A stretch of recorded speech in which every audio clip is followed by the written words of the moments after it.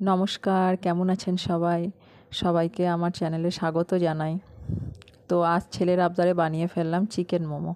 প্রথমে চিকেনটাকে লবণ দিয়ে বয়েল করলাম, তারপর তেলের মধ্যে জিরে ফোড়ন দিয়ে সেটার মধ্যে কাঁচা পেঁয়াজ, রসুন, আদা গ্রেট করা আর কাঁচা লঙ্কা এগুলোকে দিয়ে একটু ভেজে তার মধ্যে গ্রেট করে রাখা সেদ্ধ চিকেন, গাজর কুচি, বিনস কুচি এগুলোকে দিয়ে একটু ভেজে নিলাম। স্বাদ মতো লবণ, একটু জিরে গুঁড়ো, ধনে গুঁড়ো, একটু ব্ল্যাক পেপার দিয়ে একটু ভেজে নিলাম।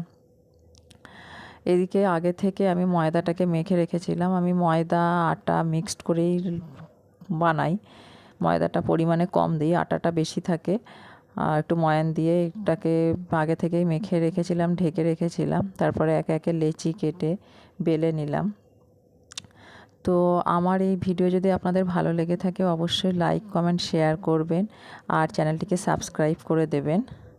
আর সাবস্ক্রাইবের পাশে থাকা বেল বাটনটিকে অন করবেন, তাহলে নোটিফিকেশানগুলো সবার আগে আপনার কাছে চলে যাবে। তো তারপরে বেলে নিলাম, বেলে নিয়ে এর মধ্যে একে একে পুর ভরে দিলাম। পুর ভরে ওটাকে এক একটা করে করে মানে শেপ করে নিলাম।